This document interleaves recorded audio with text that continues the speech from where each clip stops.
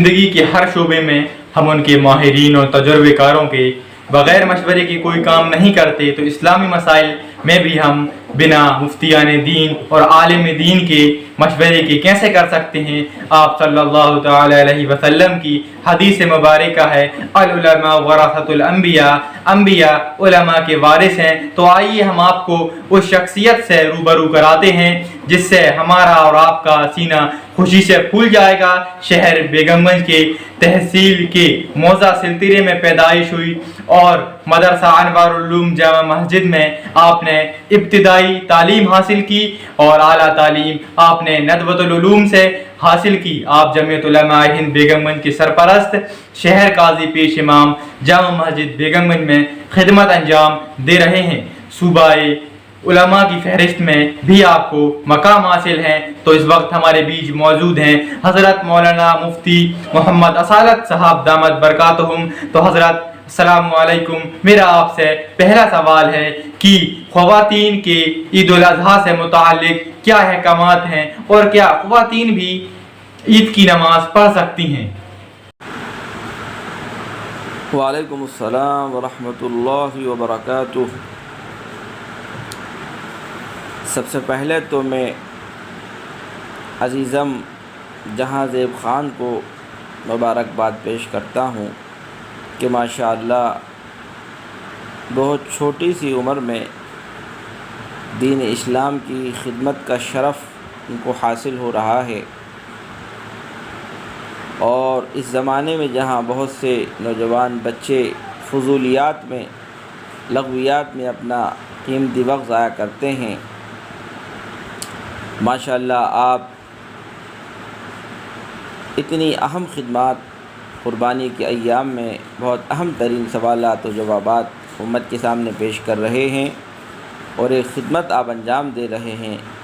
میں آپ کو مبارکباد پیش کرتا ہوں اور اللہ سے دعا کرتا ہوں کہ خدا بند قدوس آپ کو ملت اسلامیہ کا سچا خادم بنائے۔ آپ کا سوال ہے کہ عید الاضحیٰ سے متعلق خواتین کے لیے کیا احکامات ہوتے ہیں؟ تمام قرآن و سنت کے تمام احکامات میں عورتیں مردوں کے تابع ہوتی ہیں، سوائے چند مخصوص قسم کے احکامات جو عورتوں سے متعلق مخصوص اسپیشلی ان کے لیے ہوں۔ اس کے علاوہ باقی تمام احکام میں عورتیں مردوں کے تابع ہوتی ہیں۔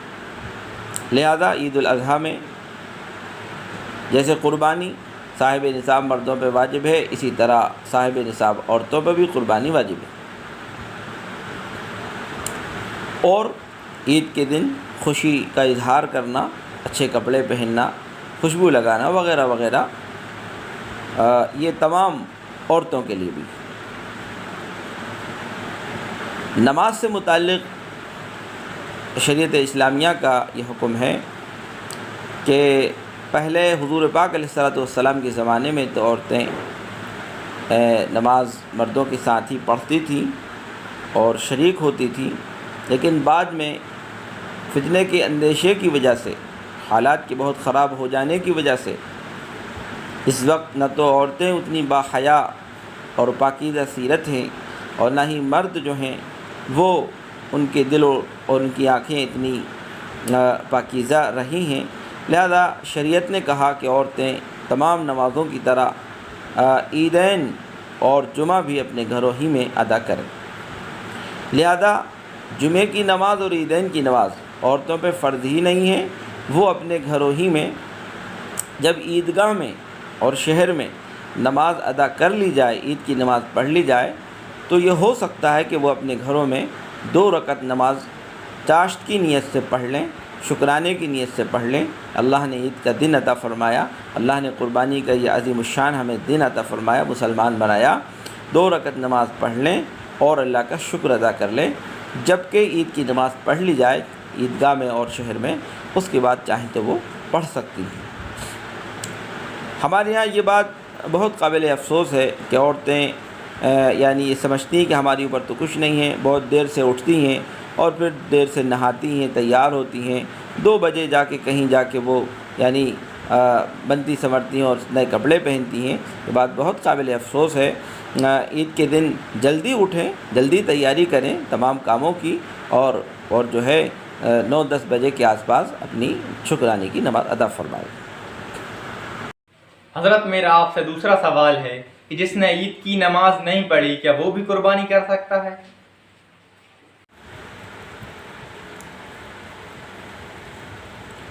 آپ کا دوسرا سوال ہے، جس نے عید کی نماز نہیں پڑھی کیا وہ قربانی کر سکتا ہے؟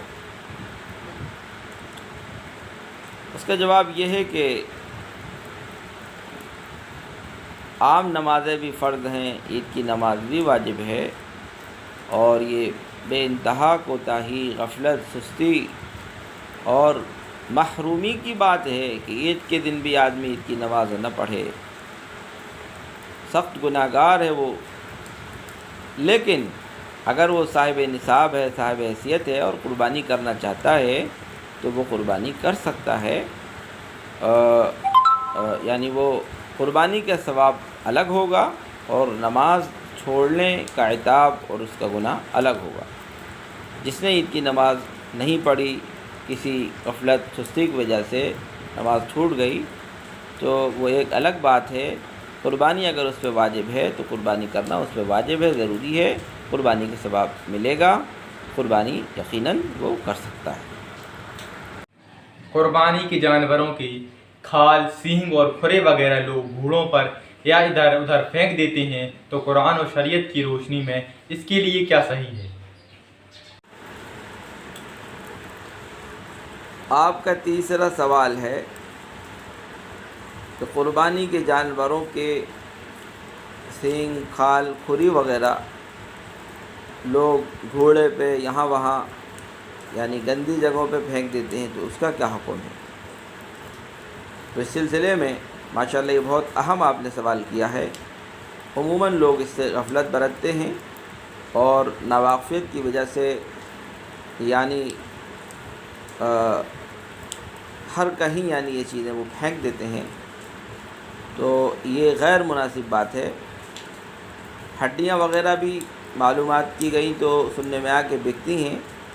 اگر کوئی سینگ ہے، ہڈیاں ہیں، کھلیاں وغیرہ کوئی بیچتا ہے تو بیچ سکتا ہے، لیکن ان کی قیمت کو صدقہ کرنا ضروری ہوگا۔ اسی طرح کھال کے بارے میں ہے، کھال چاہیں تو آپ اپنے ذاتی استعمال میں لے سکتے ہیں، جائز ہے، اور کسی کو دینا چاہیں بغیر پیسوں میں تو یہ بھی جائز ہے، لیکن اگر آپ اس کو فروخت کریں، بیچ دیں، تو اس کی قیمت کو صدقہ کرنا پھر واجب ہوگا۔ لیکن کھال ہو، سینگ ہو یا کھری وغیرہ ہو، یہ گھوڑوں پہ پھینکنا یا گندی جگہوں پہ ایسے ہی لاپرواہی سے ڈال دینا، یہ مکروہ عمل ہے، ناپسندیدہ عمل ہے۔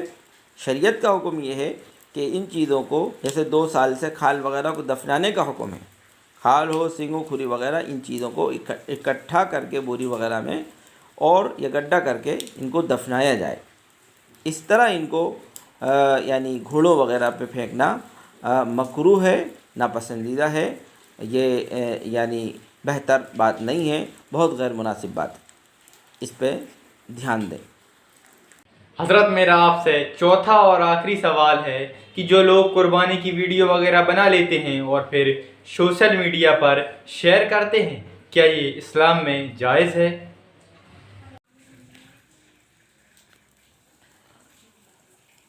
آپ کا چوتھا سوال ہے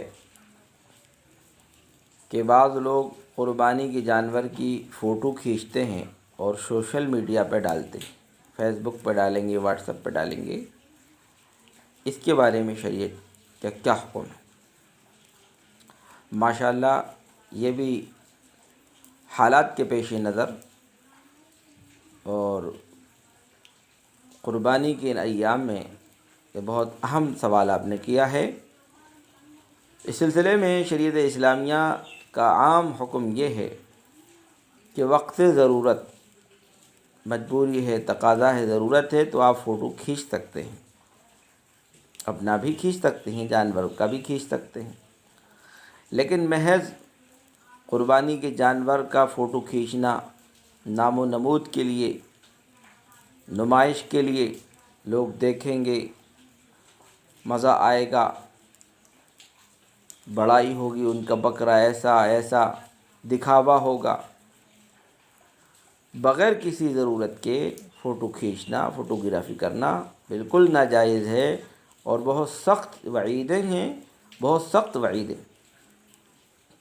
المصورون اشد الناس عذابا یوم القیامہ، تصویر کشی کرنے والے، فوٹو کھینچنے والے جو بلا ضرورت کے تصویریں کھینچیں جاندار کی، قیامت کے دن سب سے شدید ترین، سب سے زیادہ عذاب ان کو دیا جائے گا۔ ایک روایت میں ان سے کہا جائے کہ ان میں روح ڈالو، ظاہر ہے کہ انسان یہ نہیں کر سکے گا۔ لہذا قربانی کے جانور کی فوٹو کھینچنا یا ذبح کے وقت کوئی فوٹوگرافی کرنا، اس وقت حکومت نے بھی منع کیا ہے، اور احتیاط کا تقاضا یہی ہے کہ ہم بالکل شریعت اسلامیہ پہ ہم چلیں اور شریعت اسلامیہ پہ عمل کریں، یہی ہمارے لیے کامیابی کی ضمانت ہے، اور ہر قدم پہ انشاءاللہ فلاح و بہبود ہمارے قدم چومے گی، لیکن ہم شریعت پہ عمل کریں۔ فوٹوگرافی کرنا اور یہ اس طرح ڈالنا یہ غیر مناسب عمل ہے، ناپسندیدہ عمل ہے، ناجائز ہے، بالکل اس سے بچیں، بہت سخت اس میں وعیدیں آئی ہیں۔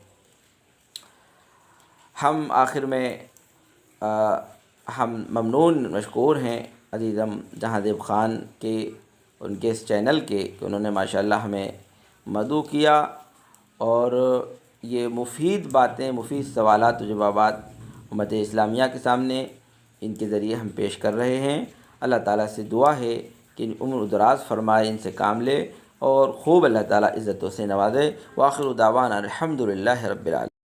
الحمدللہ آپ سے ان سوالوں کے جوابات سے ہم اور آپ مستفیض ہوئے۔ حضرت آپ کا بہت بہت بہت بہت شکریہ کہ آپ نے ہمیں اپنا قیمتی وقت دیا، کیونکہ آپ ایک علماء ہیں، اور علماء کرام کی ہی زبان میں آپ کو بدا دیتا ہوں۔ جزاک اللہ خیرہ فی الدنیا حسنہ والآخرہ۔ آپ کے اور ہمارے لیے فی امان اللہ۔ پھر ملتے ہیں کسی سلگتے ہوئے سوالوں کے ساتھ۔ میں تھا جہاں زیب، اور آپ دیکھ رہے تھے جہاں زیب خان آفیشیل یوٹیوب چینل۔ یدی آپ ہمارے چینل پر نئے تھے تو ہمارے چینل کو سبسکرائب کرنا نہ بھولیں، اور ساتھ میں بیل آئیکن کو بھی پریس کریے گا۔ شکریہ۔